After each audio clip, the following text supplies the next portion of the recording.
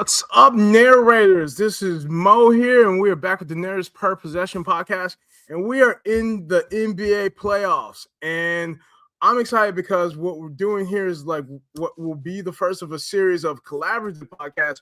Where I have a man here, Aaron Washington from No Trade Clause, who's been a friend of the show by having me on his pod, and so I have to return the favor. And we're looking to basically just collab between Narrators Per Possession and No Trade Clause to cover the 2026 NBA playoffs here. So we are in the thick of it. Aaron, how are you doing, sir, this fine evening?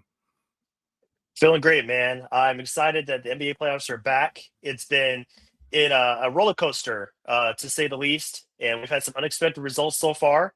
So, just excited to get back into it, man. Excited to get back into the podcast game.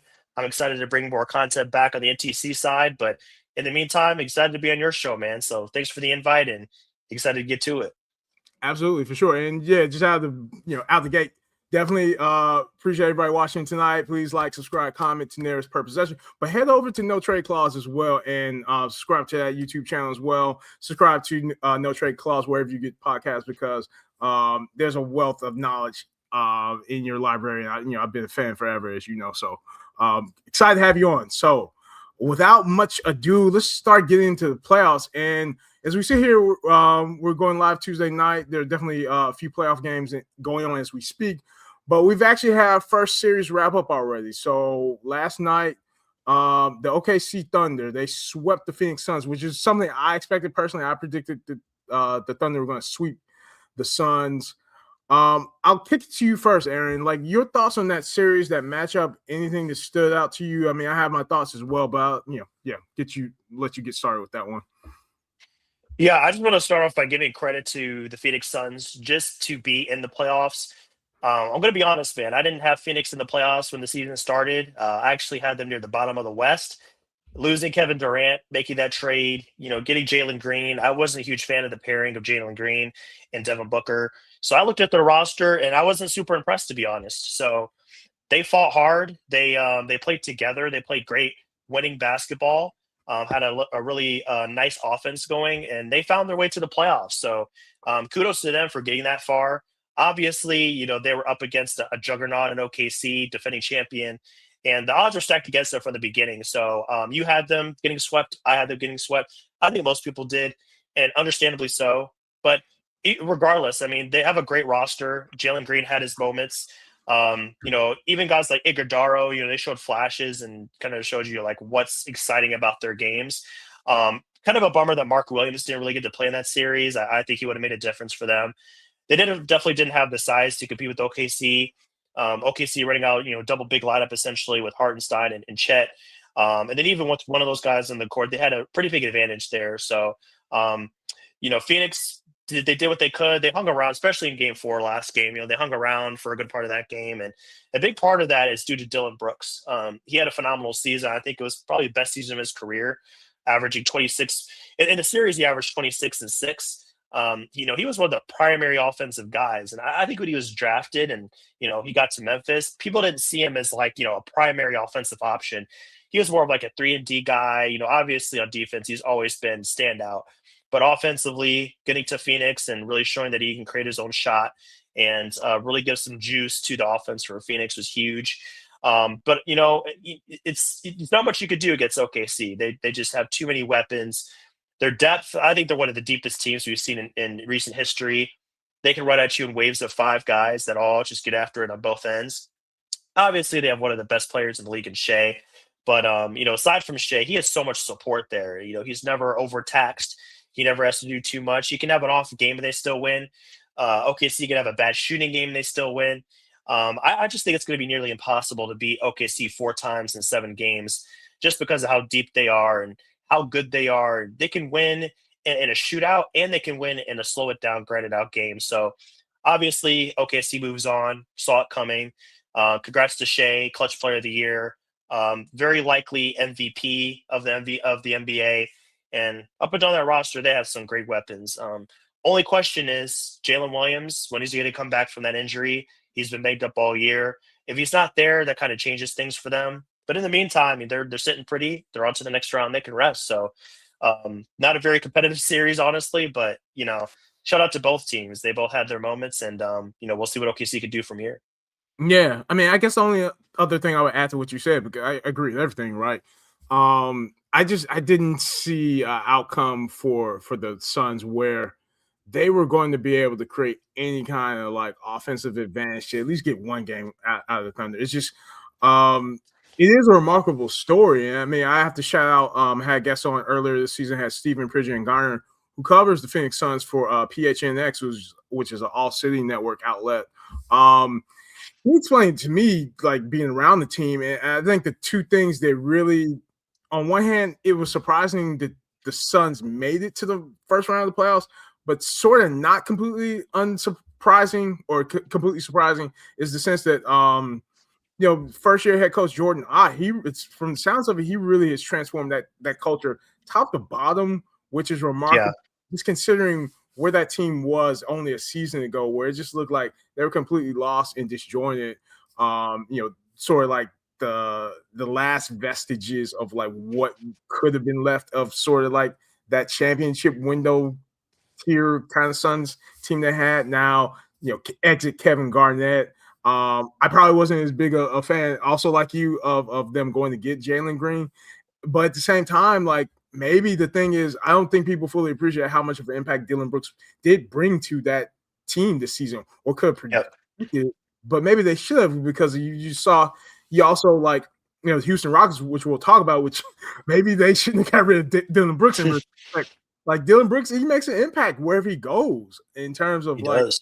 raising the floor at least of teams where it's like they're going to be solid on defense, and that's been the calling card of the Suns the entire season. With the ebbs and flows, I think that just the challenge with, and certainly what they have to tackle in this offseason, is they're going to have to, start to infuse some level of like offensive creation besides Devin Booker on that roster. Yep. No, I agree with that. It's at least kind of like you mentioned, Jordan Ott brought a whole new perspective of basketball to the team. A lot more winning basketball, winning culture. So it's kind of like the inverse of last year. Last year was a lot of isolation. The big three trying to do what they do. But this year, I mean, it was a lot of guys. It was Royce O'Neal, it was Iguodala, it was Dylan Brooks, it was Colin Gillespie, Devin Booker. So many different guys contributed. So they're in a much better place. They're still lacking assets. They don't have a lot of draft picks.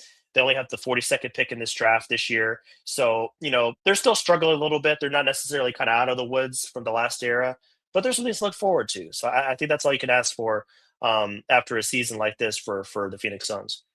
Absolutely, yeah, definitely. Pleasant surprise, sort of redemption from what looked like a bleak off season, bleak 2025 off season.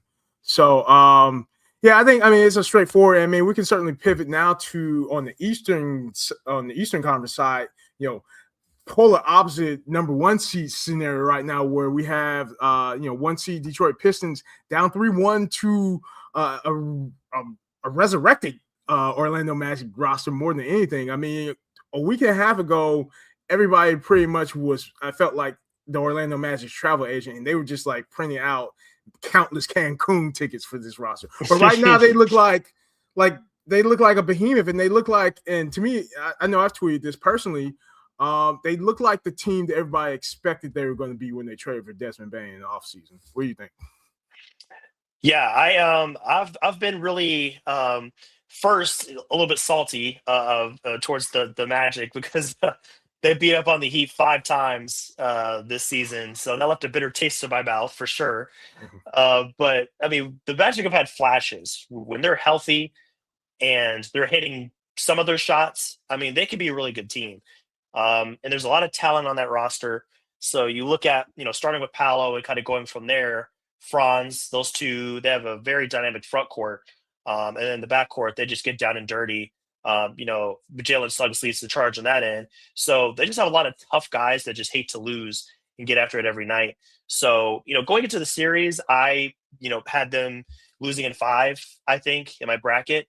But, looking at it more and kind of comparing the two teams, Detroit and Orlando, there's a lot of similarities there. When it comes to the way how they play physical basketball, like both of these guys, both these teams, they're so chippy and they get after it every single possession, diving for loose balls, going for rebounds and things like that. So it's been a real dirty series. It's been a grinded out series, not the highest scoring games, which is nice for Orlando. I think if these games are going to continue to be on the lower scoring side, and both teams are shooting poorly, I think it goes in favor of Orlando.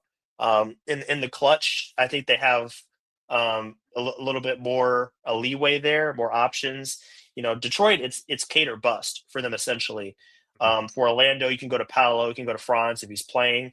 I know he got an injury last game, calf injury, so we'll see what his status looks like for next game. But even Jalen Suggs could have his moments, and Anthony Black. Um, I mean, Wendell Carter Jr. even has been really solid for them, and he's outplayed Jalen Duren. So, I mean, I think if you're going to have Wendell Carter dominate Duren, who is in talks for All NBA, he was an All Star, Most Improved candidate, then that really swings things in favor of Orlando. So I am surprised, very surprised actually, that they're up 3-1. I didn't expect that at all. But I can see why. How these games have played out. In the last game, it went down to the stretch run.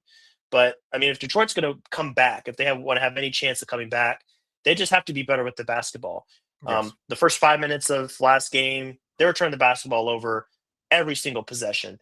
They had 7-8 turnovers in the first 5 minutes. You just can't have that. And the offense is too hard to come by. So you have to take advantage of every possession, at least get a shot. If you're not getting a shot in these possessions, it's just going to dog down your offense a lot. You can't afford that for a team like Detroit that's really starved for that. So that's an area they got to clean up in the offseason. They got to get more creation around Cade. I think losing Ivy kind of hurt them in that way.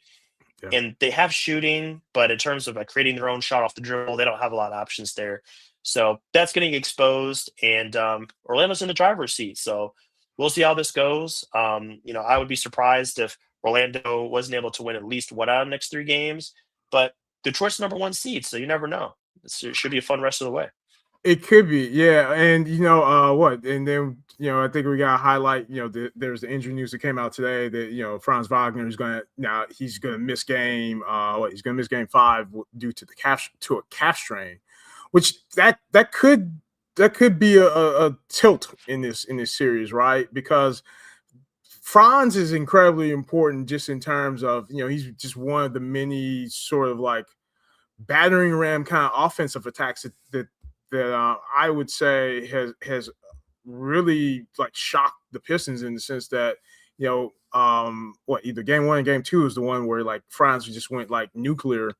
And that's just a solid 1-2 punch between Paolo and Franz attacking the paint the way they do, and then you have Desmond Bane shooting there, which just gives that offense a good balance. The thing that's really stuck out to me is I've looked at this series, and I had the similar prediction. I predicted Pistons in 5 for this series.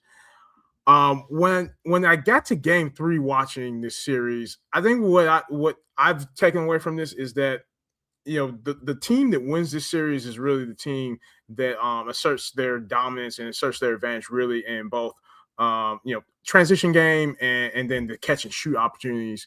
And I say that specifically on the catch and shoot because actually, like you mentioned, neither Orlando or Detroit are prolific shooting teams. They haven't been for this season as far as I know, and even just looking at the stats in the playoffs, they're both like bottom ranking teams in terms of catch and shoot points. So I'm looking at NBA.com. Detroit, I mean, they're at the literal bottom of all 16 playoff teams right now in catch and shoot points. Like they average 15 catch and shoot points per game right now through this first round series.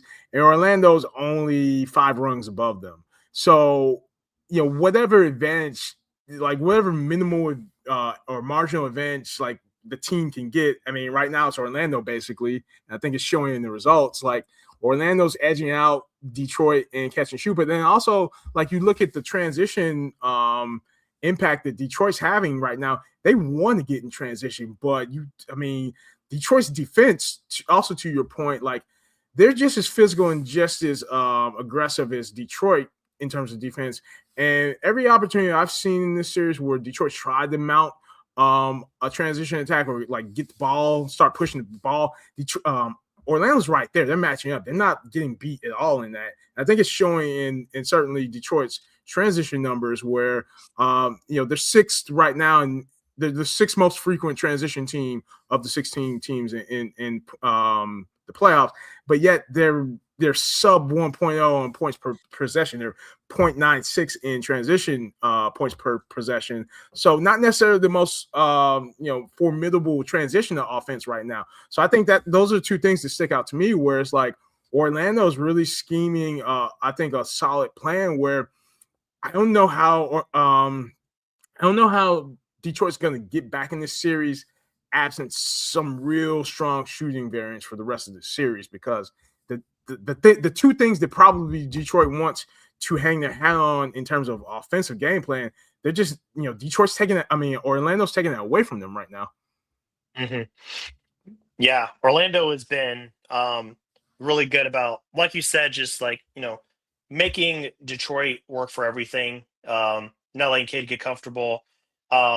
Crazy stat, but Cade is averaging almost 7 turnovers a game through 4 games of the series, which is crazy. I mean, just can't have that. I mean, you're giving away the ball so many times to a team like the Magic, who, will get out and run, and, they'll score points off turnovers. So that's got to improve for sure, kind of going the rest of the way. And, luckily with, Cade struggling to shoot the ball and, not having a ton of creation, Azar Thompson has made his presence known and is attempting to kind of fill the void there. He's not going to create his own shot traditionally, like get a jump shot, but he's active as a cutter and a rebounder. So he's going to get in there and get second chance points and offensive rebounds. He's averaging over 3 offensive rebounds a game right now, 3.5 through 4 games. So he's been a huge factor for them. And then, of course, defensively, we know what he does on that end. So Azar Thompson has been a huge benefit for Detroit so far. He's going to need to keep that up if they want to get back in this series as well. But yeah, with Detroit, it's an interesting equation here. I think it's going to come down to that center spot. What is Dern going to bring the rest of the way? Is he going to rebound? I mean, figuratively and literally, like, is he going to rebound? Is he going to rebound the ball? Is he going to rebound, come back from being, subpar the past few games?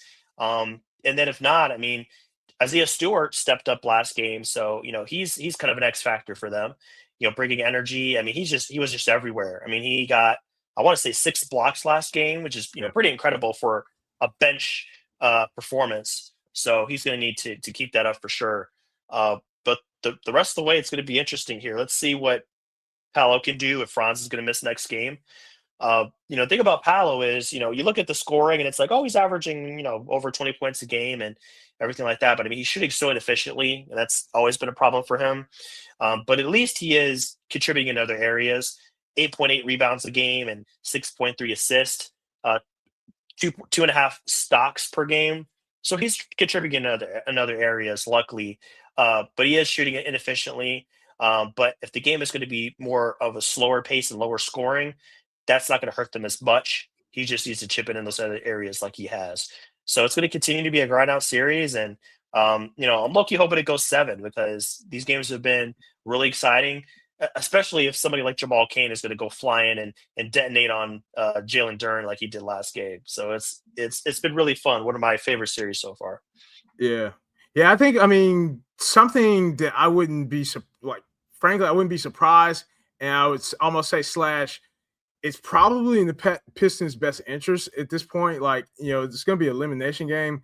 They have to be willing to really go to like the energy guys they have on their bench probably early in this game, right? And I'm thinking primarily it's Javonte Green and it's Paul Reed, aka B-Ball Paul. Like, those are 2 guys where it's like there's something about like the way Orlando has dominated them, where it's like, at this point, like, Orlando might have the Pistons number in the physicality department, but if you have at least like somebody like a Javonte Green, where it's like he's going to be a consistent energy guy in the sense of like, he can go run the rim, he can go catch lobs, but at the same time, he's an underrated, in my opinion, he's a very underrated vertical defender as well, because the kind of hops he has, he can always like disrupt passes and he can create some chaos that's the Pistons are going to need that if they want to extend this series. And then at the same time, Paul Reed, like, very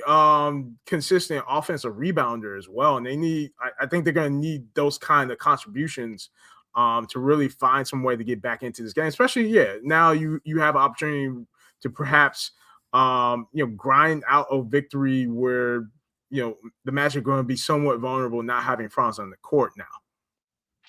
Yep, exactly. And it puts the Magic in a similar boat to Detroit, as Detroit being down a creator, being down a primary offensive weapon. You can load up on Paolo a little bit more, kind of like the Magic have been doing to Cade, and it helps kind of even the playing field a little bit. So I think Detroit is going to be in a much better spot next game if Franz isn't there.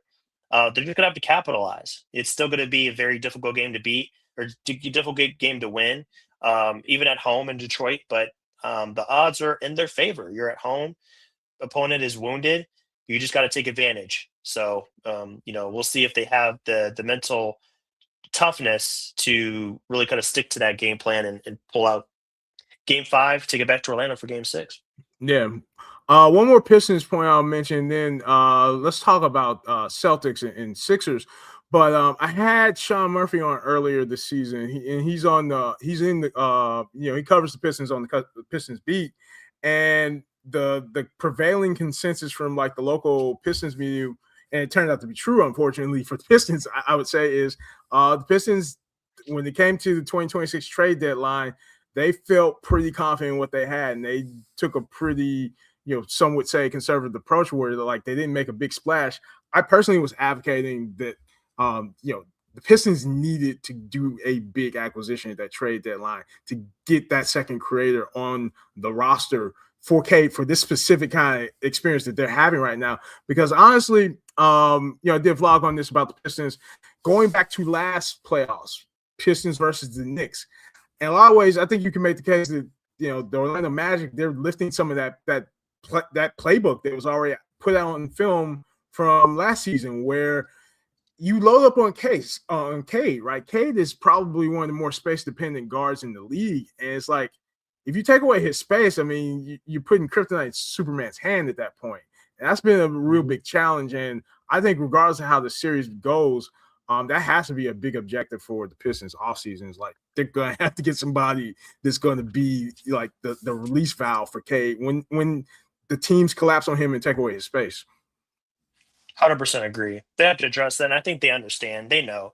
So they're going to go out there and we'll see what kind of caliber of player they get. But, they just need somebody to be a secondary option, to be a release valve. And, I think Detroit's going to be right back in this position next year, even better equipped to handle this kind of series.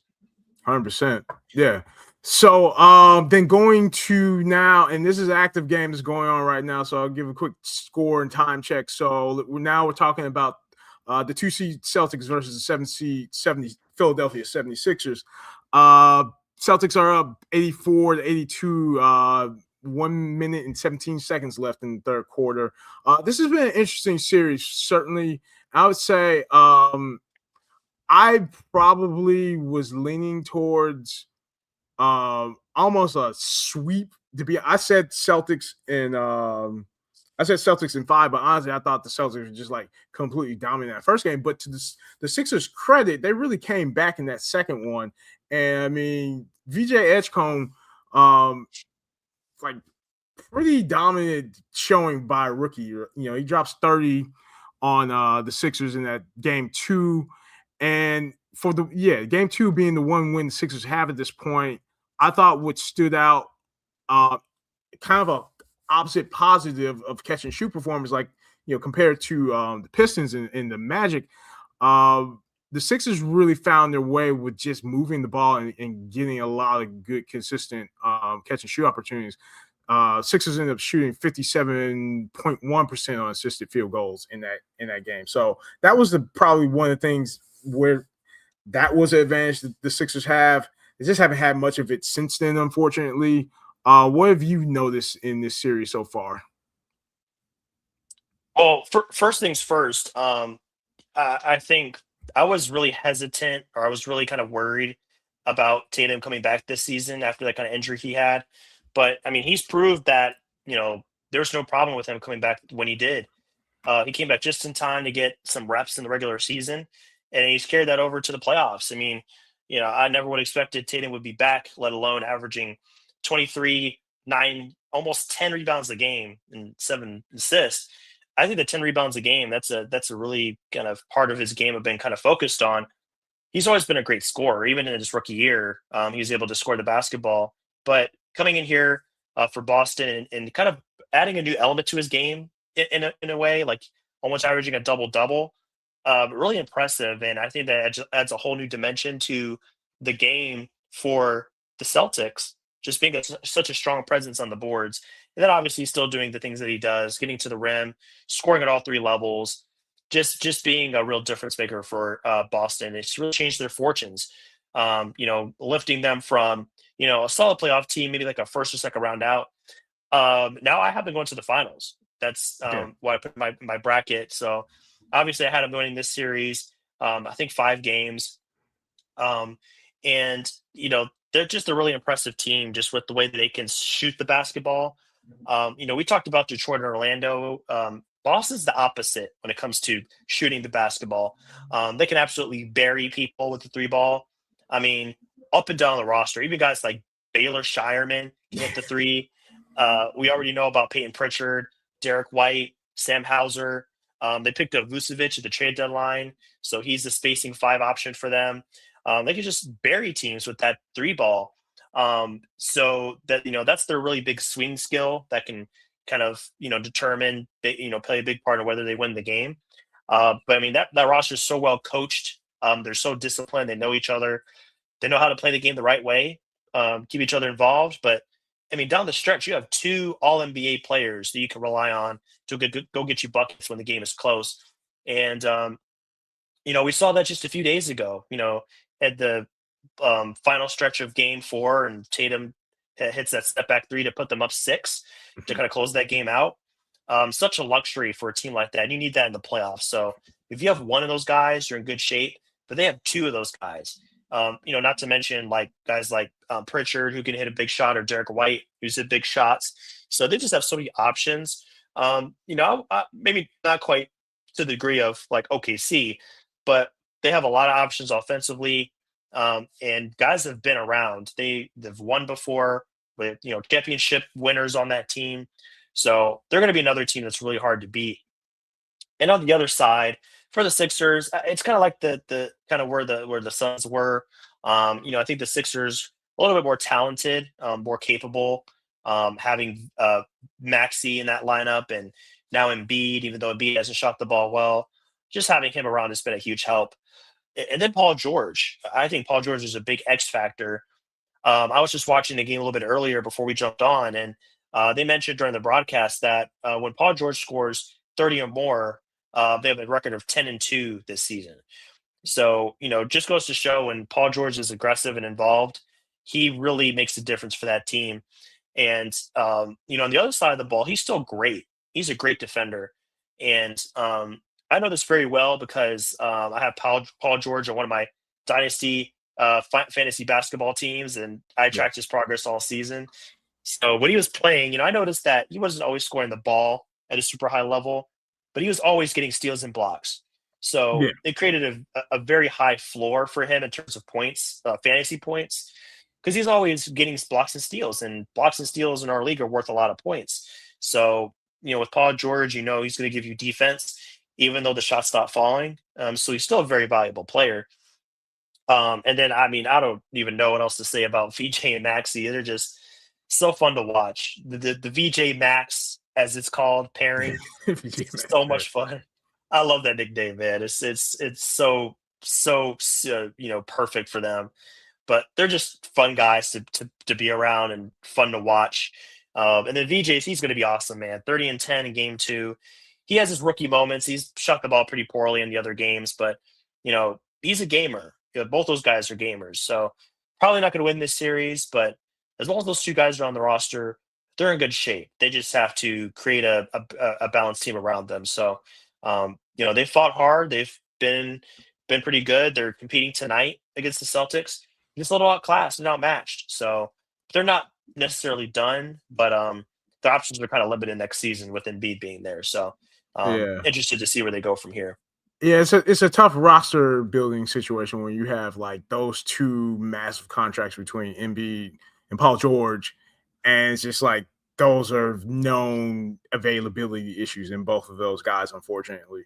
Yep. And it's tough because like at the same time, yeah, you have the ascension of like what is going to surely be um uh elite backcourt between the VJ Max backcourt is going to be like the class of the East for the foreseeable future, I would expect.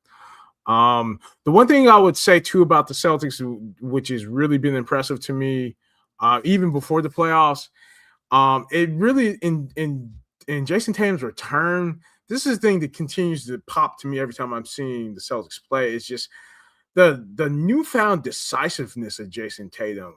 I feel like Jason Tatum used to have the reputation of just being like someone who kind of like had a little bit of like the Kobe brain problem. Some people would say is like you're 6'8", 6'9", like forward, like you constantly dribbling into the mid fadeaways. Like you don't see any of that anymore with him.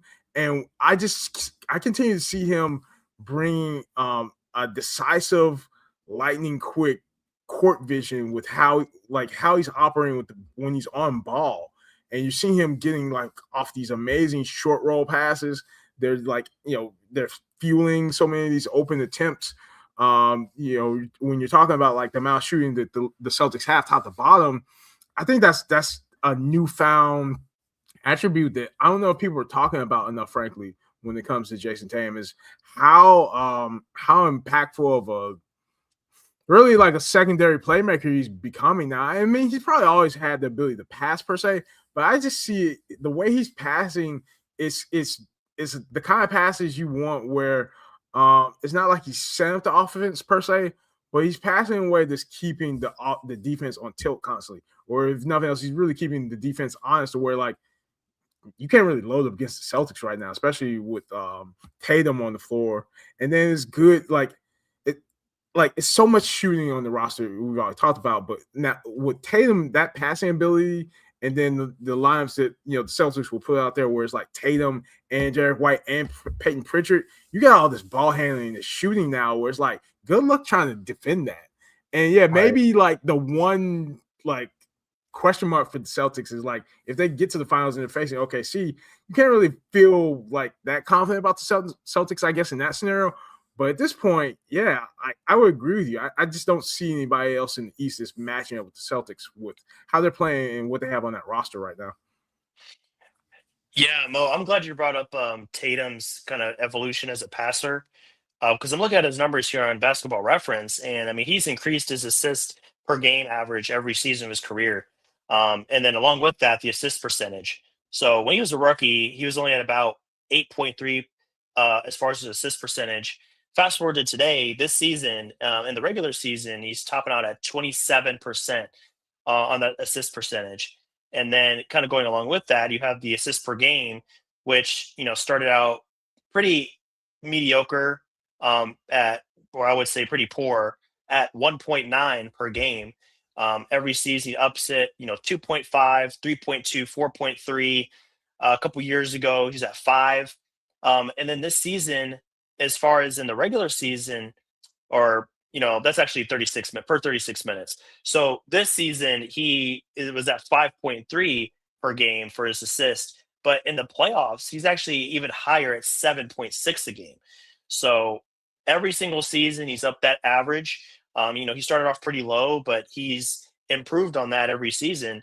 The numbers bear it out, and I think that time away kind of allowed him to kind of just take some time to reflect on this game and kind of find different ways to be impactful, because I think he's realized that after getting hurt, his athleticism and that part of his game, it's not always going to be there for him.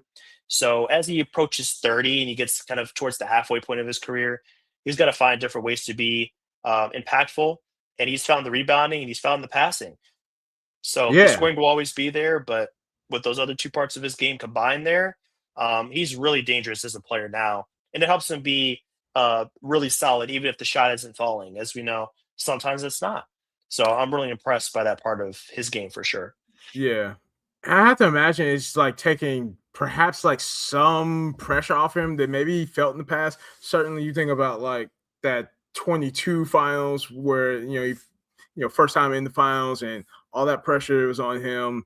Against a Golden State roster that's tailing into the dynasty, but they still obviously had enough juice to get the job done. And then finally he gets the monkey off his back and he wins it all in 24. Yeah, there's something with Tatum this season. Maybe yeah, I think just having that time to observe this team also like mature and transform into something new that nobody really expected. Because honestly, if you talked to me last offseason, I thought for sure the Celtics were shadow tanking once they get rid of Porzingis, you get rid of Drew Holiday, Luke Cornett goes off to San Antonio. Like it looks like you're gutting your championship core, but lo and behold, what we didn't know is that this is a complete machine now. The Boston Celtics are the newest system, the newest machine. Where like like the way Golden State in the 2010s could just like bring in constant like tranches of new role players, so to speak, but it didn't matter because you still had Steph and Clay, and it all the cogs fit together. I think that's what we're seeing with the Celtics this season, and maybe they could shock the world and take down like an OKC, or if, depending on how the West breaks out. I mean, this could be finally something close to a repeat champion we're getting. It could be, man. I mean, Brad Stevens was announced today as the executive of the year for the league. And this is why. I mean, like you said, they let all those guys go in the offseason to shed cost. And what do you know? They're right back in the playoffs as a number 2 seed. So, in terms of doing a job as an executive, I don't think it gets any better than that. You please everybody. You please the owners because you cut cost, so the tax bill is lower. You appease the fans because they're getting wins. They're back in the playoffs. You appease the coach because he still has great players on the team, and now he can find new guys to develop because some of the veterans moved on. I mean, it's the dream scenario for the Celtics. Best case scenario, everyone's happy. We'll see what they can do as far as this playoff run. But I mean, you accomplish what almost no one else is able to do, which is play both sides. You build a roster that's competitive, but at the same time, it's not restrictive in terms of like you're hitting the second apron and running all these penalties. So there's still flexibility there for future years. So I mean, they're going to be a great team again next year because they have the two best players back and Derek White and guys like that. So I mean, that's a phenomenal job by Brad Stevens. I don't think you can script it any better than that. Yeah. This is something else I don't know people think about because certainly, congratulations to Brad Stevens because I think he's done a phenomenal job. You also have to like remember that I think some credit has to almost legacy credit has to be given to Danny Ainge for accomplishing what he accomplished in drafting both Jaylen Brown and Jason Tatum because that is set up really you can't necessarily say it's a dynasty because I mean they only have one title out of the span, but just the sheer like consistency of where they've Yeah, been because it's always been with few exceptions, it's always been like Eastern Conference Finals in terms of like where these guys have been showing up, and yeah, they continue to like excel and continue to put themselves to where they're competing at the top of the East every season. So I just think yeah, yeah, it's just been amazing to see what the Celtics have pulled together, and even like thinking about like drafting Tatum and Brown was really kind of in the shadows of the infamous Nets Celtics trade anyway. They delivered all those picks, so it's yeah. it's an interesting thing because a lot of people like I feel like they kind of slander the '08 Celtics for the one title, but at the same time, like if you just zoom this out and like put rings and titles aside, I think just the sheer performance of the Celtics as a franchise for like the last 20 something years, it's been prolific. Absolutely, phenomenal job. You can book him for what minimum second round appearance every single year. That's just incredible to see over at this point almost 10 years straight they've been doing this. So really impressive stuff by the front office and obviously those two players they just keep leveling up and getting better even though they're already so good. Yeah, it underscores the importance of how important the draft is. And I don't, maybe like I know like I'm not ready to really have an opinion yet on I know the tanking rules starting to make the waves. I have to digest that more because that's super complicated. But what I'll say Hmm. is like, yeah, a Tatum and a Brown, like if you want to be a great NBA franchise, you just have to have a solid draft process, regardless of what you think of your franchise or what you think of the draft. I think there's just you have to be consistent in that space, and certainly the Celtics have done that. Just a quick score check before we then move on from this series. Sixers are actually up now. It's I have 6 minutes and 30 seconds left in the fourth quarter, so it's 97-94. Sixers leading the Celtics right now. Could be interesting. I mean, it's a rivalry series, so to speak. So Yeah. it kind of changes the complexion if the Celtics don't clinch this tonight, to be honest. I feel like Hmm. then you playing with a wounded animal with the Sixers. So Celtics should do their best to just wrap this up. They should. They really need to. Yeah. Well, so let's go back to the West now, and let's talk about this. Has been a perplexing series, almost like similar to Pistons Magic, and it's the Lakers and the Rockets. And I actually expected the Rockets to win this one. I had Rockets in 5, and it just seemed Me like too. it seemed like the obvious choice once the news comes out that Lakers aren't gonna have Luka, they had Luka Doncic out with injury, Austin Reeves out with injury. Respect the LeBron, but I mean, this is like I don't think anybody was expecting that like you were going to get this out of LeBron, and at the very least, you weren't expecting that the Houston Rockets were going to just capitulate and make it kind of like ideal for LeBron to like turn back the hands of time. It's Hmm. just been a disaster of a series for the Houston Rockets at this point. Yeah, man. The Houston Rockets, they came into the season and they traded for Durant. I was pretty high on them. I really thought they could make noise in the playoffs and make a deep run. And then we got the news that Van Vliet was going to miss the year with the ACL tear. So once that happened, I lost a lot of faith in them. I didn't have them as a contender anymore after that. No, even before we played a game, I just knew that the offense was going to be compromised. Their creation wasn't going to be there. Yes, Amin Thompson can handle the ball a little bit, and Reed Shepard can do a little bit. But in terms of directing an offense, setting guys up, being a true kind of point guard or lead guard, they didn't have that once Van Vliet went down. So at times they've been prolific offensive team, but I think it kind of hid the deeper problem that they have in terms of just that balance in the backcourt. So they get to a series of the Lakers, and obviously KD being out was a huge blow because I mean they got him for that scoring punch that they needed, and once they lost to the Warriors in the playoffs last year, but when KD was playing, I mean they just loaded up on him, kind of similar to what Cade has dealt with, with the teams loading up on him defensively. But the difference is, I mean, Cade doesn't really have to score to be a big impact. He can be an impact on defense with his passing, obviously, getting other guys involved.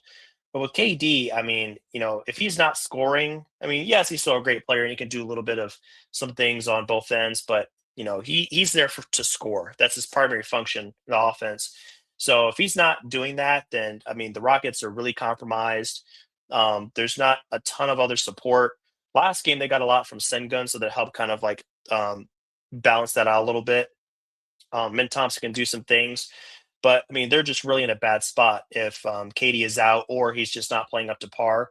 And then by contrast, in the Lakers, I mean, LeBron's still that guy, apparently, even Yeah. though, he's been in the league for ages. So I mean, he's still doing his thing. And, this is LeBron at his best. He is great in every facet of the game. He can truly take over games. We saw that in game 4 where he hit that big, or game 3 where he hit that big shot to tie the game up and send it to overtime. That's just the greatness of LeBron. He controls every aspect of the game, and Rockets don't have a guy like that. They have a lot of great players, but LeBron's in a class of his own. So if he can, what I was looking at is LeBron going to get that one other guy to step up with him? Because even if LeBron does what he does at 41, he can't do it alone. So here comes Luke Kennard, here comes Marcus Smart. Yeah. Marcus Smart has truly blown me away with his performance, stuffing the stat sheet. He's getting after it on defense. He's harassing the Rockets on that end, shooting the ball well. I didn't expect this at all from him. And then, Luke Kennard with his shooting, just getting shots up and scoring a little bit is exactly what LeBron needed. LeBron led teams. If you can give him a little bit of offensive support and then just a little bit of shooting from the outside, that's a recipe for success right there. So Yeah, they're getting that. that's a classic LeBron offense, basically. Yeah, exactly. If you have that, then you're in a good spot. So last game didn't really pan out, but I mean they could afford to lose that one. I was going to be surprised if they actually finished the sweep, and they're still in a good spot. So we'll see if Reeves can come back, but even if he doesn't, they're still in a prime spot to take the game or take the series in LA Game 5. Um, so I mean, it's been a treat to watch LeBron again do what he does.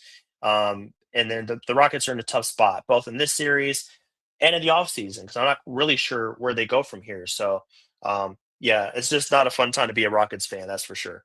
Yeah, I mean, when I think about what I'm seeing in this series from the Rockets, and then I think about where they were last season, um, it's like they took one step forward with acquiring KD, but then I would say not just the injury to Fred VanVleet has set them back.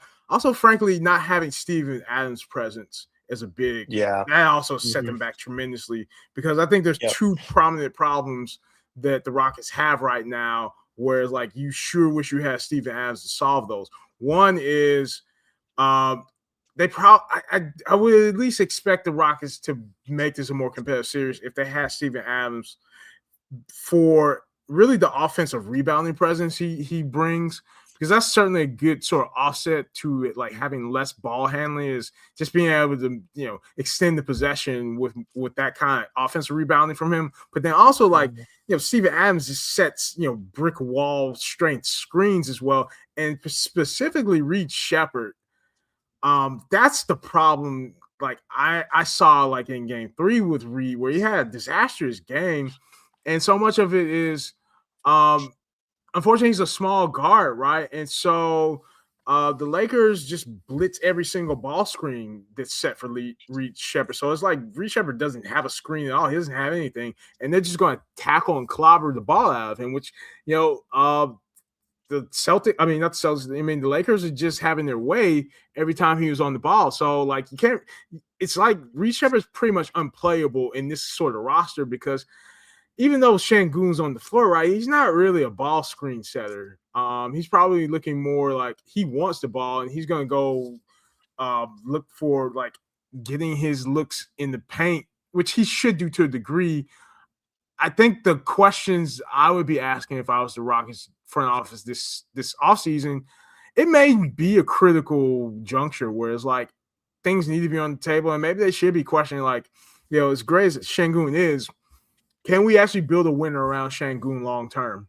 Or like, do we have the ability to put the pieces in place they're going to make him the most successful? Because he's a big, but he's like I don't know how much of a big he is on the defensive end. I think that's the big thing with me and Şengün is like I see him being effective as a perimeter defender, but like the problem is if he's defending on the perimeter, he's not doing anything at the rim. Then like you don't have any rim protection from him. So Right. it's like the Rockets. I mean, if they're going to continue with having him on the roster, they may like really need to like seriously consider like reconsider what is the roster design to build something that works for him specifically. I get you go and get Kevin Durant because that's Kevin Durant and he's available. So yeah, why not? But I think it's pretty clear at this point that experiment has not panned out well for perhaps the greater Rockets roster build at this point. Yeah. Unfortunately, yeah, that's the case here with the Rockets. Sengun, super talented player, all star. He can, pass with the best of them, especially at his position. He has some really clear strengths, but clear weaknesses too. So it just makes it hard to build a winner around him. And I don't want to put the series on him as far as like where they're at right now. Blame him for their problems. Um, definitely just something to keep in mind though. And yeah, I mean, this offseason, I'd be surprised if they kind of looked to move him specifically. He's so talented. So I mean, unless it was a really crazy return, I would be surprised if they looked at kind of shipping him off. But yeah, they are going to have to look themselves in the mirror. If they do end up losing the series, and just kind of ask themselves, is this roster capable? Even with Van Fleet back, is he like the missing piece? If you bring KD back, do they have enough to win? So it's going to be interesting to kind of see where they go from here. Very clear strengths. It's a great roster. They have great young pieces. But yeah, like you said with Reed Shepard, it's hard to get him going in certain circumstances like this against certain teams. So yeah, it's going to be tough for them. It's might be the end of the road for them this season, and it's unfortunate that KD got hurt when he did. He played a lot of games, but then of course the playoffs roll around and he's hurt. So that was just really unfortunate. Still fantastic player, and hopefully next game he can be back so we can at least see him one more time before the season's over. But yeah, just a really tough season from the get go, from Van Vliet going down, and then like you mentioned, lose Steven Adams too. So that's just really really tough to suffer those two blows. And yeah, it's just that's a tough spot to be in. So I feel for the Rockets, and they have a lot to work on here as the offseason approaches. Yeah, definitely. So moving from that series to me, I would say this has probably been the best series of the playoffs so far. Is Nuggets and Timberwolves. I mean, it's you feel the like just pure hatred I feel building with each game, and you have the Joker Jay McDaniels dust up, just Jay McDaniels in general trolling the Nuggets constantly. Like I just love every bit of this series, and it looks like it might go 7 games. I actually had the Nuggets winning this in 7. So the Nuggets are getting back into it where, yeah, that could be a real possibility at this point. What do you think about the series? Man, like you said, it's been a real treat to watch, and we all knew it would be. The teams were tied at 14 games apiece in the last 28 games coming into the playoffs. So, I mean, obviously, they're very evenly matched. They match up really well against each other. There's a great offensive player on one end, a great defensive player on the other end, as far as at the center position. And you look at just the history of these two teams in recently last 3 years or so, and they've both been really successful. So we knew it was going to be a dogfight, and both teams are going to have to fight for everything. But yeah, I mean, on the Timberwolves side, I'm just really impressed by Gobert, and we've all been talking a lot about Gobert and what he's done to Jokic and kind of giving him a hard time.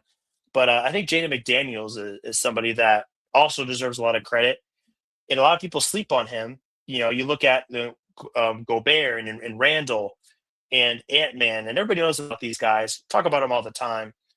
But Jaden McDaniels is a real difference maker defensively.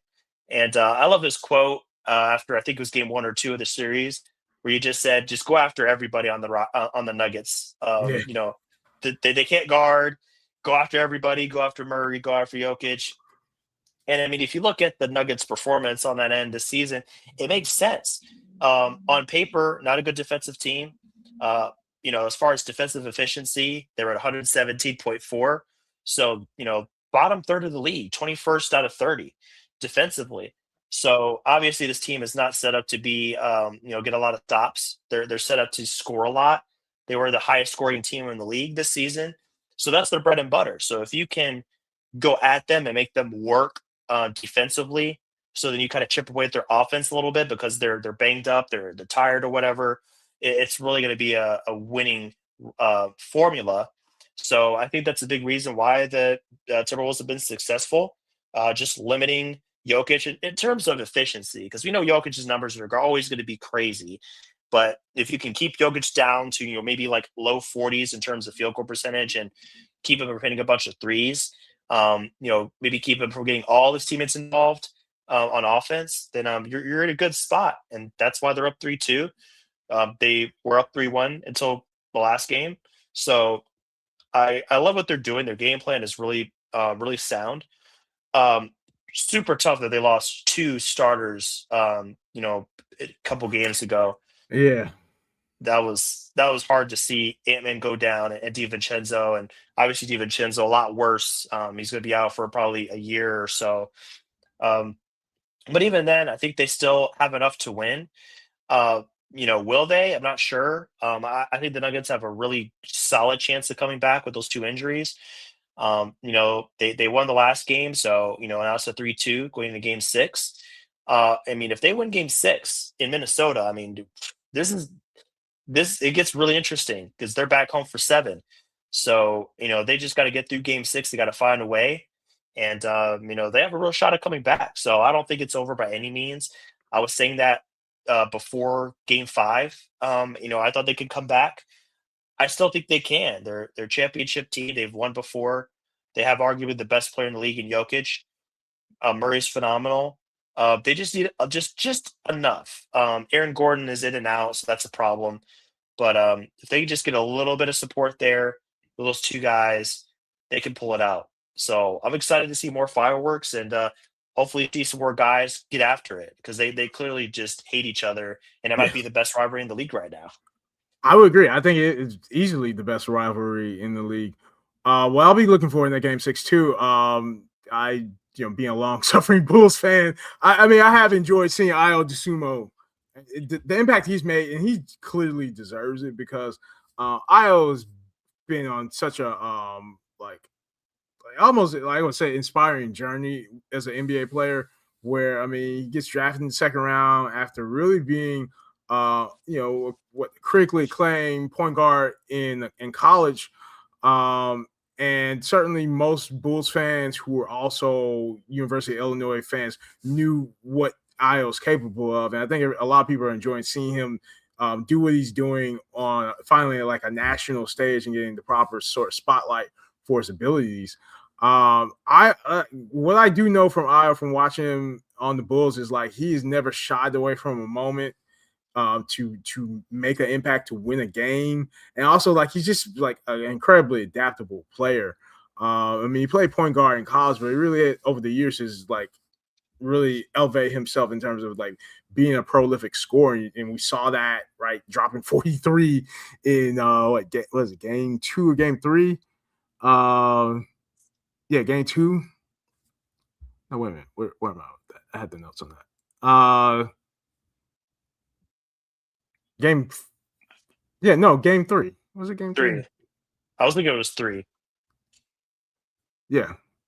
Either way, like I mean, Io just his ability to really like get on a quick hot streak scoring.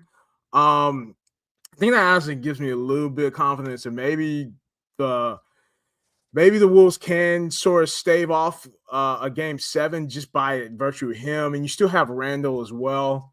I thought Randall was effective, especially being a good complement of being really the guy, the primary guy on the Wolves who can at least create rim pressure. Like he has no problem getting to the rim because of how frankly soft the Nuggets defense is. Like you see Randall just getting into the paint with no resistance.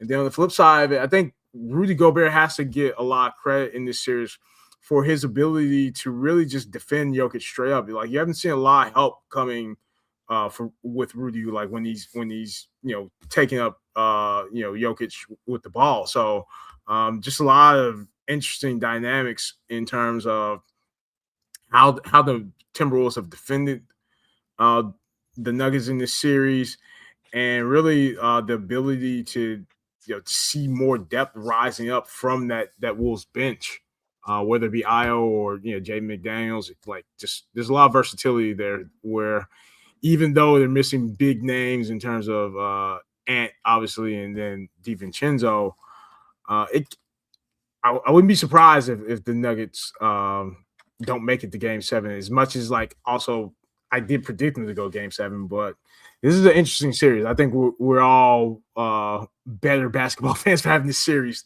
in this first round. Man, I totally agree. Yeah, I also want to shout out your guy, Desumu for Minnesota. That offseason pickup, no exaggeration, it saved their season. It I it think yeah, absolutely saved them. They wouldn't be where they are without him. Um, Believe it or not, out of active players right now, he's the leading scorer for the Timberwolves through 5 games of the series.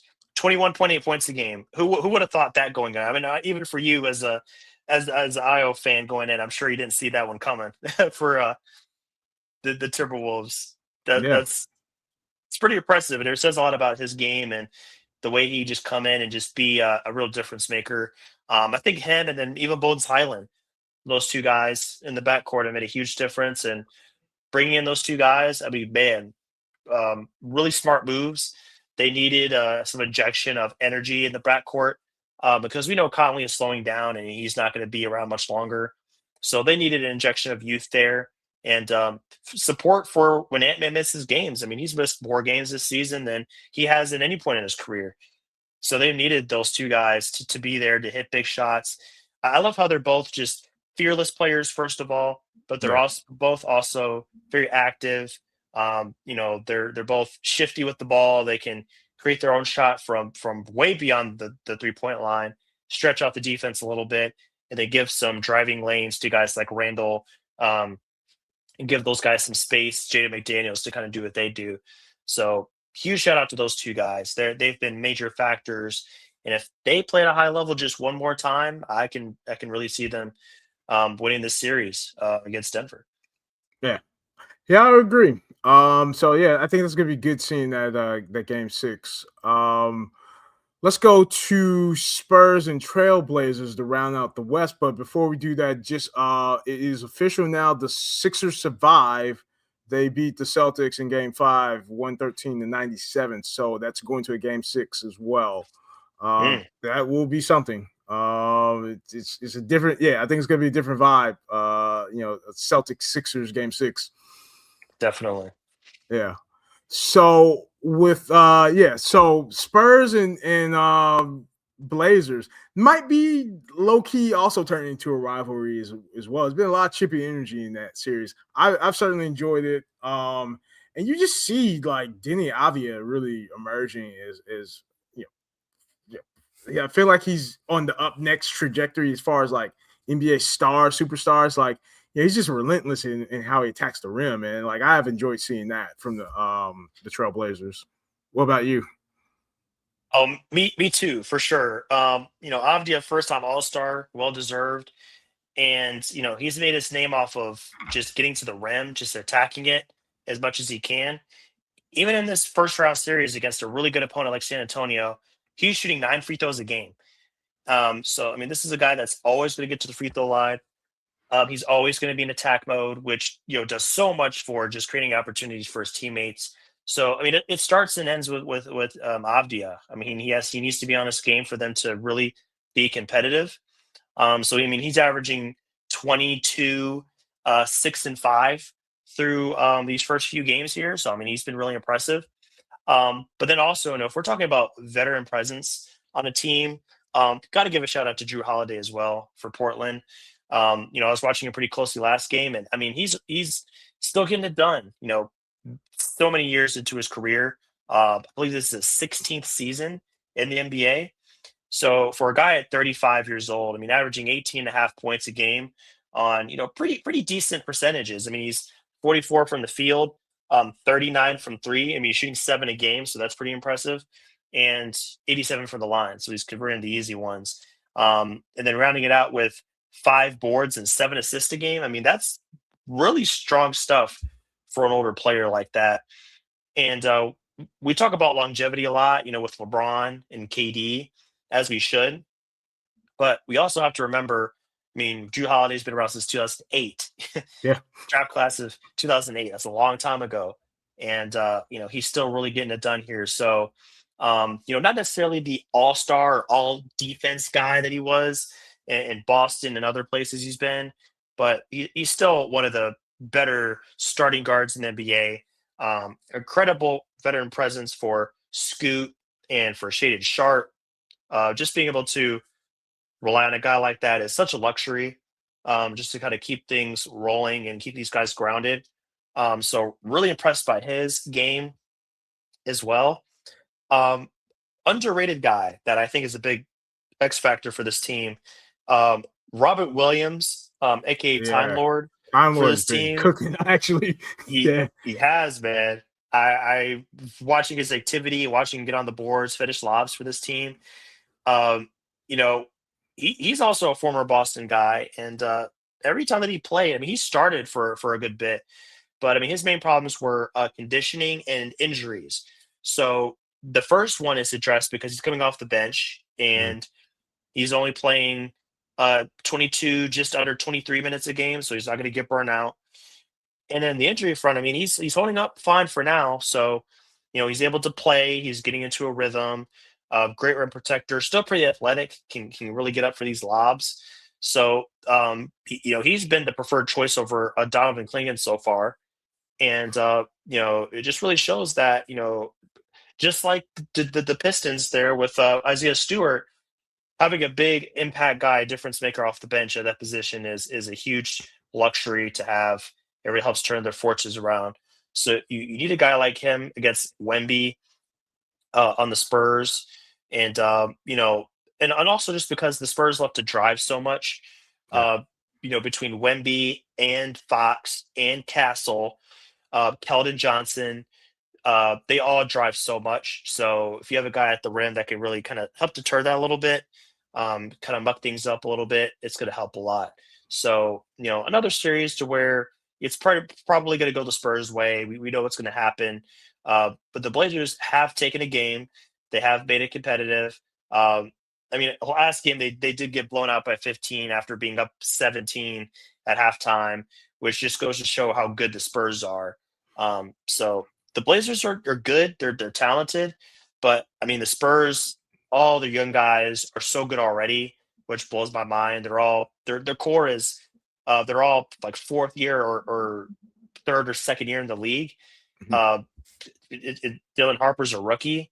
Carter Bryant's a rookie, and Yeah. they're playing legitimate playoff minutes. So shout out to those guys, and then also the coaching staff.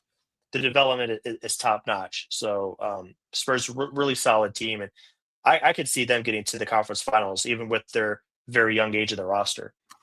Yeah, because it's like I think the it was this as the saying goes, like the Spurs are like a good example of the what the sum of the part, like it's they're delivering something greater than the sum of the parts that they have, because yeah, you would assume a team that's playing two rookies the amount of minutes they are in terms of Dylan Harper and Carter Bryant, like you wouldn't be expecting this level of dominance out of that sort of roster.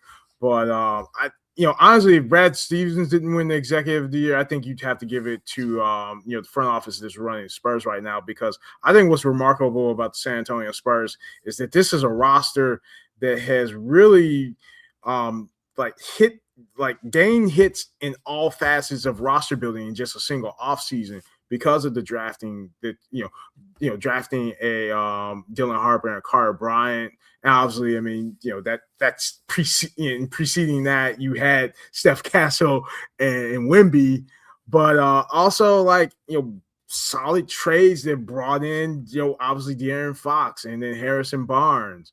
And then, the free agent signing of a Luke Kornet, which I think that probably is like one of the most under the radar signings by far, because what Luke Kornet has given this team is a consistent front court presence, where even like for the amount of time that Wemby has not been on the floor this season, it really hasn't created a drop off at all for the Spurs, because you have a Luke Kornet that is at this point like a well developed big who's gone, been a contributor of a championship team now. And he's evolved himself to where and I say this from a Bulls fan perspective as well. I mean, there's a time when Luke Kornet was on the Bulls, and infamous former head coach Jim Boylan dubbed Luke Kornet like Robert Horry 2.0, which is like that was a long running meme for some time. It just seemed like a wild statement, and to be honest, I feel like Luke Kornet is taking that challenge personally, and he does a lot of things. I'm not Robert Horry, although ironically he's in a Spurs jersey like Horry now these days. But like Right. you get a lot of versatile contributions from Kornet. What like he'll go hit the corner three now, but at the same time, he's a reliable big in the post. screen setter, passer. Like he does a lot of good things, and some of that probably is just the Celtics' influence on him. But like that, and then also I made another point I made about the Celtics is it's cool where thinking about their draft process and how powerful it is. They're getting contributions still out of like Devin Vassell and Keldon Johnson, who were like pre-Wimby, right? Like Mhm. there's just a solid, when we talk about roster construction, I mean the Spurs right now are like it's like a German engineer building or something. Like it's just like there's no gaps in this roster at all. There's nothing Mhm. flawed about it. And that to me, it shouldn't surprise anybody that they rattle off 62 wins they did this season, because it's just I don't have any notes on the roster. I mean, yeah, I mean, I agree that they don't really have any holes in the roster, and I think a big part of that is because of Wemby's influence. You just look at what he does at both ends, and I know it's being a dead horse here talking about Wemby, but I mean, he's truly one of one as a player. Um, he defensive player of the year, first unanimous winner of that award for good reason. I mean, the dude averages, I don't know, 60 blocks a game or something. I mean, he just blocks everything. And if he's not blocking it, he's affecting the shot. So I mean, he just does so much for the defense. He frees up guys to do what they do, and then not to worry about anything at the rim. Infinite lob target, can get up for almost any ball because of his reach and his length and his activity. Can step back threes. I mean, he can do it all. So I mean, he's patching all these different holes that might be there on offense and defense. Size, rim protection, rebounding, shot creation, even playmaking, passing for his teammates. He does that too. Yeah. So, I mean, yeah, I mean, they got Wemby and it helps kind of shore a lot of that up, but they didn't stop there. They built a winning roster around him. They gave him guys that he can kind of go to for different things. And I think Stephon Castle is another prime example of that. Area 51. Yeah. Uh, we saw that last game. I think it was like two or three possessions in a row where Castle hit Wemby off of a pick and roll action. So those two guys together are phenomenal, and they're nice kind of counterbalances for each other. Because Wemby, I mean, yeah, he gets inside, but he does like to kind of step out and shoot the three. While Castle, he can step out and shoot the three occasionally, but he likes to get inside so they can kind of play off each other. So I love that pairing, and I love the culture they're building in San Antonio. They're winning right now. They already have winning culture, and they're probably going to be winning a lot more for a long time to come. Yeah, definitely a roster is built for the long run, and I can't say enough about all the things that are just good, like top to bottom of that roster. Yep. Um, so yeah, let's see. I think we covered everybody in the West. So let's go back to the East, and then this is another active game right now. So let's talk about the Knicks and Hawks. Knicks are actually up right now. I have the Knicks 73-57 at the 7-minute and 42-minute mark in the third quarter. So seems like the Knicks are motivated to at least get get an edge and set up a elimination scenario against the Hawks. Um, this this was probably, I would say, after, well, yeah, I mean, in terms of like first round surprises, obviously, the biggest one I would say is, Pistons nearly on the way out in the first round. We talked about the Rockets and Lakers, but this one, just the amount of fight that the Hawks have been bringing to the Knicks, this is interesting. And I mean, I live here in New York City, and it, Lord help the Knicks if they don't win this series, because I just Right. I don't know what is going to become of this organization if they don't get this done. Like it's the highest pressure series I think for anybody in this first round. Is like the New York Knicks actually have they must win this series.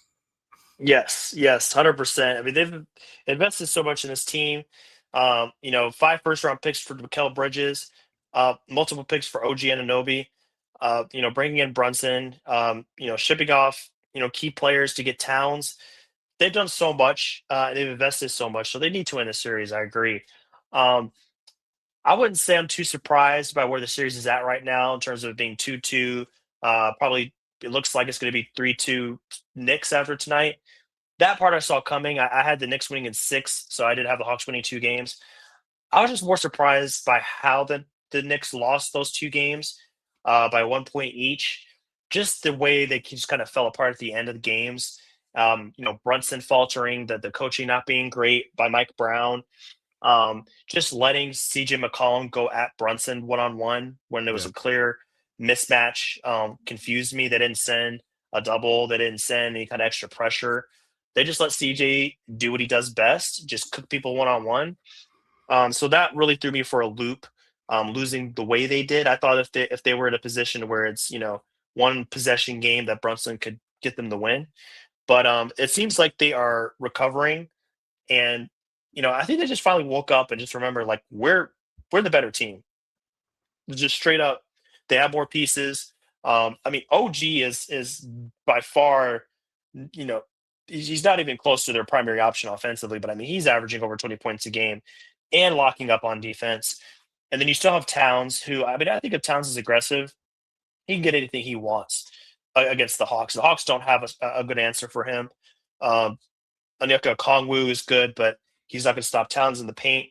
And then after that, you're just really limited in terms of bigs. I mean, um, Mohammed Guy is out there, and he can do what he can to stop him. But I mean, Towns can do what he wants if he wants to. If Brunson gets almost any matchup on the court, he's going to be able to do what he wants. I mean, top to bottom, Knicks are the better team. They have more options. They're more balanced. They're deeper. They have guys off the bench they can rely on, like Jordan Clarkson, Jose Alvarado, Mitchell Robinson, Miles McBride. So I mean, there's just so many options there in terms of finding, winning players. Um, and then, when it comes to things like rebounding, for instance, I mean, Josh Hart, guard slash forward for them, is averaging over 10 rebounds a game. You know, so I mean, Yeah. they have the advantage against the Hawks on the boards. The Hawks are not, they don't have that kind of size. So I mean, really, it's what's happening now is what I expected to happen. If the Knicks turn up the pressure defensively, the Hawks don't have an answer. Trae Young can't bail them out. CJ is a great player. I mean, he's averaging 24 and a half points on 50% shooting in this series. But I mean, he's not a superstar offensive player. If you put OG, you put Bridges on him and really send help and pressure, he's going to be held down. So at the end of the day, the Knicks have realized that, if they turn up the pressure defensively and lean into those guys on offense, I mean, they have 5 legitimate offensive threats on the court. Um, if you start Towns and have Mitchell Robinson off the bench, you're the better team. So, I expect them to win this game. I expect them to win the next game, win in 6.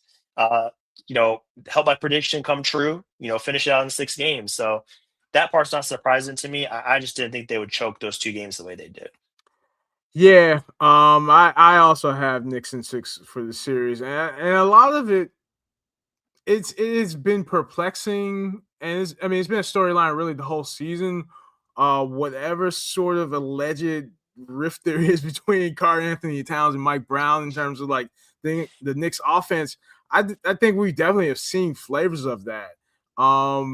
And certainly from a numbers perspective, it's a minor delta, but like it is a difference worth noting. Like in this playoffs compared to Karl-Anthony Towns last, in the 2025 playoffs, usage rate has dropped with Karl-Anthony Towns. He was a 25% usage rate guy last playoffs.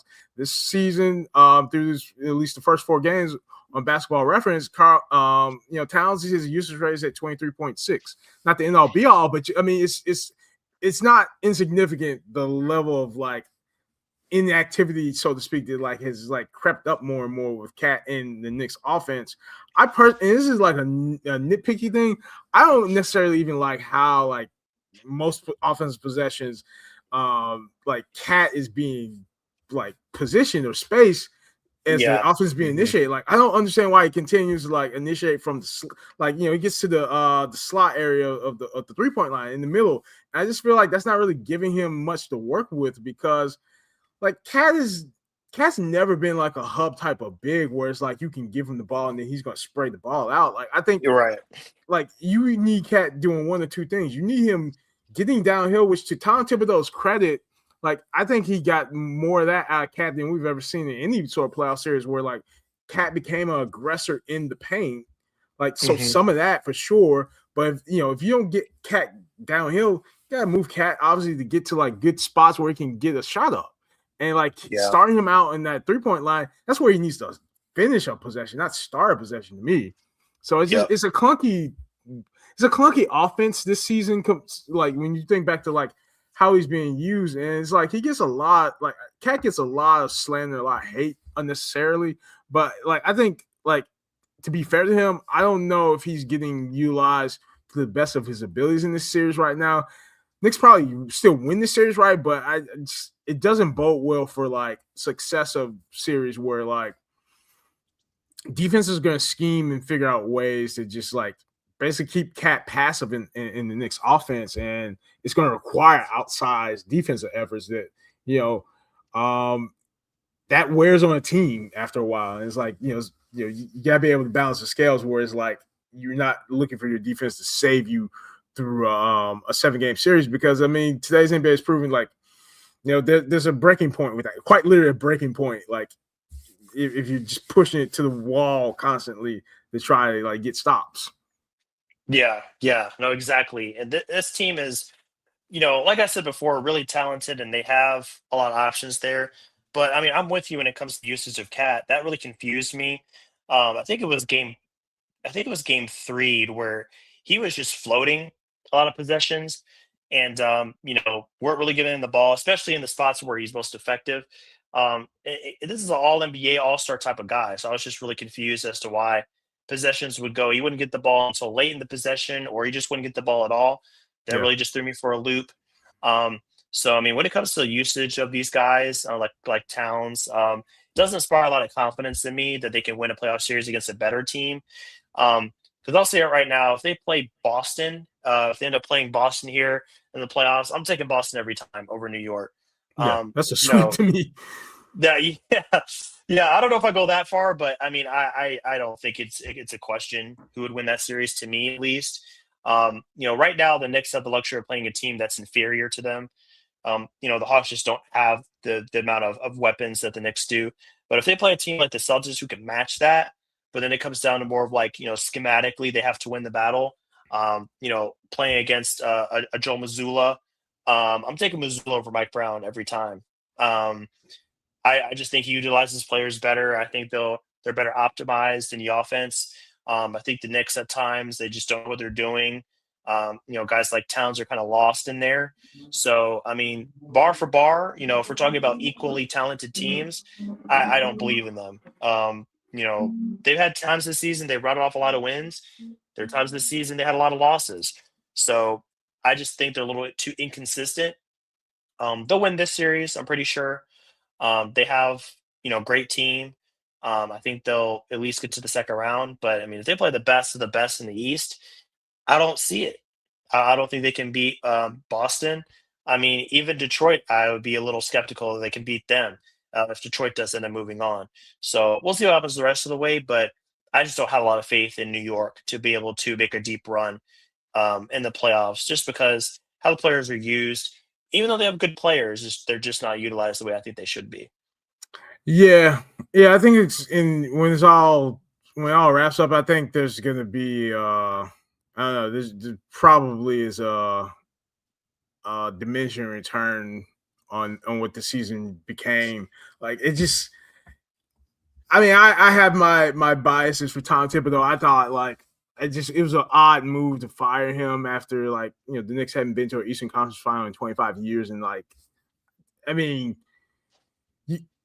it was a Pacers team where like I mean, it wasn't like I don't think it was like the Knicks were just playing like horrible. It's just like you had unreal outlier shot making, and that's just how it goes sometimes in the playoffs. So like I think Yep. that was a rash decision, and now I think the consequences are sort of starting to become reaped, unfortunately, with the Knicks. Where I don't think this is a better. I just don't think this is a better offense or better roster performance that we're seeing in this playoffs versus where the Knicks were last season. Yep. No, I absolutely agree. So I think they have some things to work on. We'll see if they make radical changes, if they end up losing in, the second round. Um, but yeah, I mean, that's kind of where they are right now. Atlanta, I think they fought well. I think they've done way better than I thought they would going into the season. They overperformed, honestly, and they found their all-star and Jalen Johnson. So successful season. We'll see what kind of pick they can get in the draft. So I mean, if their season ends in Game 6, still a well fought series, great season, and there's actually a lot to look forward to there. Now that Trey Young is gone, they can kind of retool a little bit. I'm excited to see what they do next after giving the Knicks fans a heart attack here for a couple of games. Absolutely. And I think the Hawks front office really deserves a lot of credit for being willing to do the necessary and just realize that like Jalen Johnson is their future and not really belaboring like just doing the necessary move to get Trey Young somewhere where like Trey Young can be happy, because it could easy like I could see a scenario where like maybe it's just like, oh well, this is Trey Young, and if we can't get a first round pick with him, we'll just take it into the offseason. And a lot of teams like to make those moves.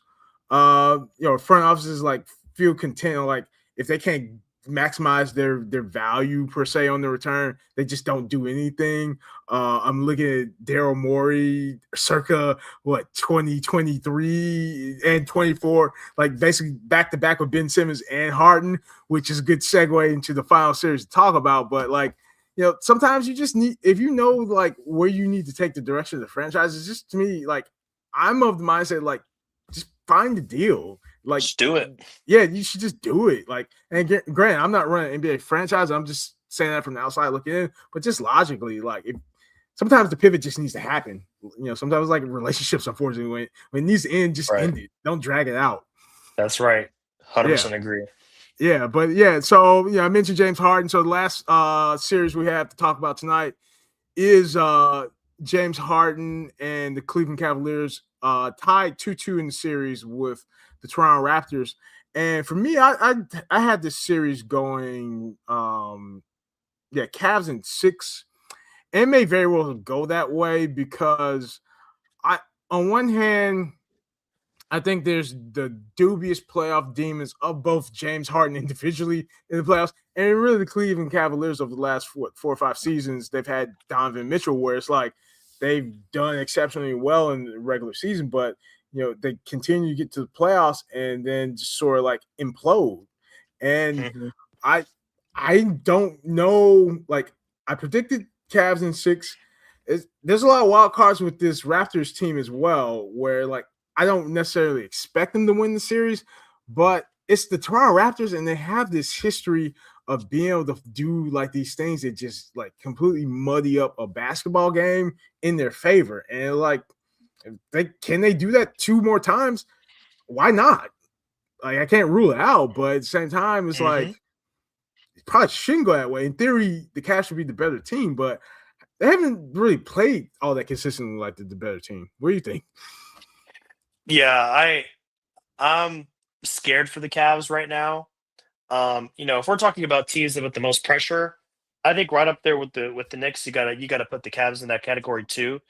Um, you know, First off, from just the perspective of the organization, um, they have, I think the first or second highest payroll in the league. So I mean, if you're gonna lose in the first round, I mean that's a wrap for the current iteration of the roster. It's probably gonna be completely overhauled.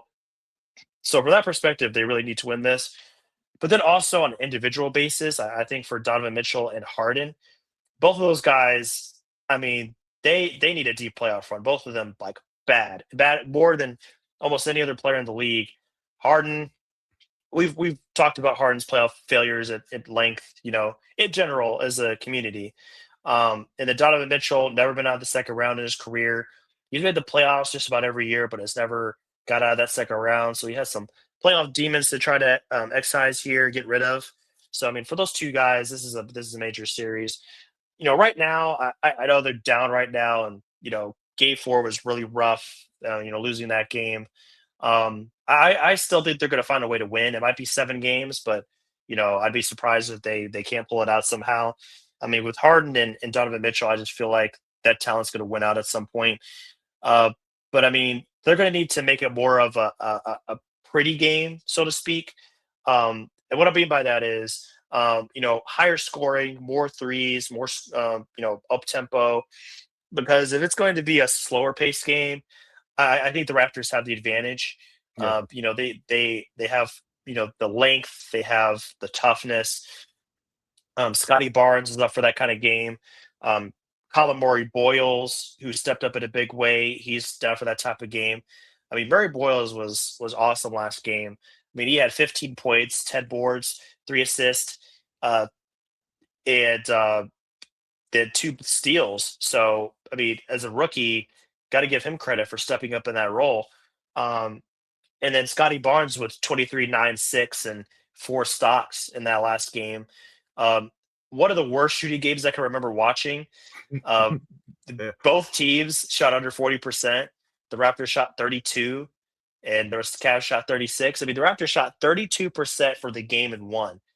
So that just goes to show you that, I mean, if it's an ugly game, I think they have the advantage. Uh, the Cavs, they have the advantage if it's a higher scoring game because you have Donovan Mitchell and James Harden, two of the best players, backcourt guys in the league today. So they're going to need to find a way to kind of get that offense going again, get more threes falling. Yeah. Um, on the Raptors side, I mean, they're in good shape. Even with Brandon Ingram, shooting bricks all game. I mean, he was 6 for 23 last game, and he struggled a lot of the time. So, I mean, I think the ball's in the Cavs' court. They're back home for Game 5. They're going to need to, clean up that shooting. Get a prettier game going. Get Mobley going again. I think he had a really good start to the series, but has wavered the past couple of games. So if he's back to being a force, I think they have a great chance to win this. So I don't believe in the Cavs as a contender. I don't have them going to the finals or anything, but I do think they have enough to get out of this series. So they're just going to need to get their best players going, get those sharpshooters hitting some shots, and I just think they have more buttons they can push. So I still feel like they're going to make it out of this series, even though I think it's going to be a tough one for them for sure. Yeah, I would agree. I don't view the Cavs as a fine, like, yeah, I don't view them as a contender of anything. To be honest, I don't even expect them to be in a conference final situation. It's just I don't know if they don't have enough of a cohesion in their core at this point where like you can expect that kind of thing from them. I mean, they already, finally took a drastic move at the trade deadline to trade obviously, yeah, Darius Garland for James Harden. Um I to me, wherever their season ends, I'm a firm believer. The thing about the Cleveland Cavaliers is there probably has to be